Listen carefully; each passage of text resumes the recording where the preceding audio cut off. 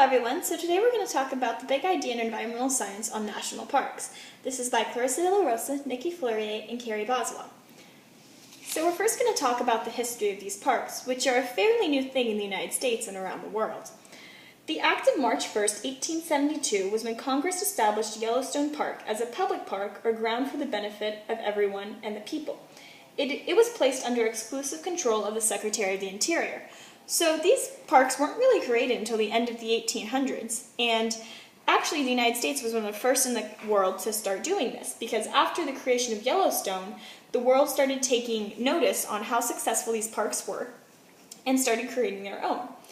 So in the years following the establishment of Yellowstone, the U.S. Added additional national parks and monuments, such as Sequoia National Park in California. In August 25, 1916, President Wilson signed the act creating the National Park Senate Federal Bureau and protecting 35 national parks and monuments. And that was so successful that over the years, almost 100 years later, we have over 100 national parks in our country.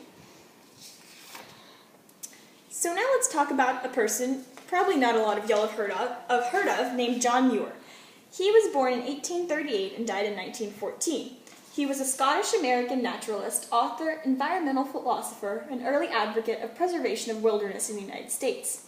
So he was one of the key people in the early 1800s who saw the importance of national parks and the importance of conservating them. So he petitioned the U.S. Congress for the National Park Bill that was passed in 1890, establishing Yosemite and Sequoia National Parks. So this was a few years after Yellowstone had been established, but he thought that there should be more national parks in the United States. He founded the Sierra Club, which is a prominent American conservation organization, and wrote many books about wilderness, parks, and conservation, which are still bestsellers today. He's often referred to as the father of the national parks. And you can see here, he also has trails named after him in Yosemite because of the fact that he was one of the key people to create that national park. Okay, so now we're going to talk about sustainability. It's really important that these parks stay sustainable and stay in their natural state as when they were first established. So the National Park Service, archaeologists, architects, curators, historians, landscape architects, and other cultural resource professionals to work in America's nearly 400 national parks to preserve, protect, and share the history of its land and its people. So here are some big numbers about sustainability in national parks. There are 27,000 significant structures in these parks, 76,000 archaeological sites, and 162 million museum items.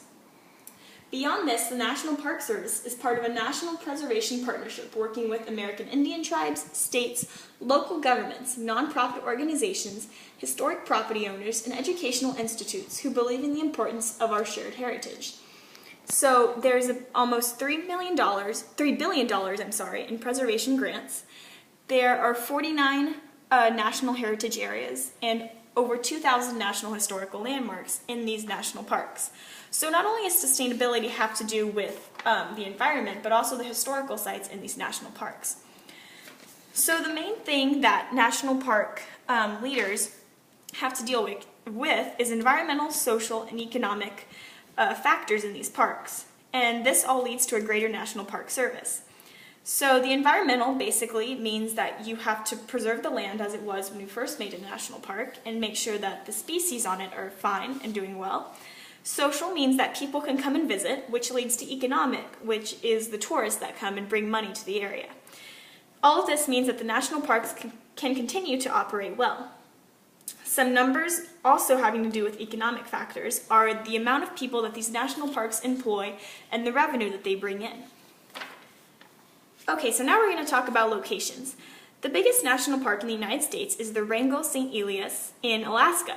It has glaciers, mountains, and forests, and it's the biggest one in the United States. Then we have the Everglades, which many of y'all know were severely destroyed in the early 1900s, but are now making a comeback since they are a national park and cannot be messed with. And then Death Valley is also in one of the top 5 biggest national parks in the United States. It is in California, and it's one of the hottest places in the United States. So on a map here, Wrangell St. Elias would be around up here, and then you have the Everglades down here, and Death Valley over in California.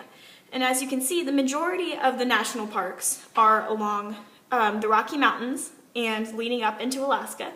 But also on this map, this does not show all of the National Historical Monuments, which are part of the National Park movement. That was it for our National Parks presentation. We hope you learned a lot and enjoyed our video. Thank you.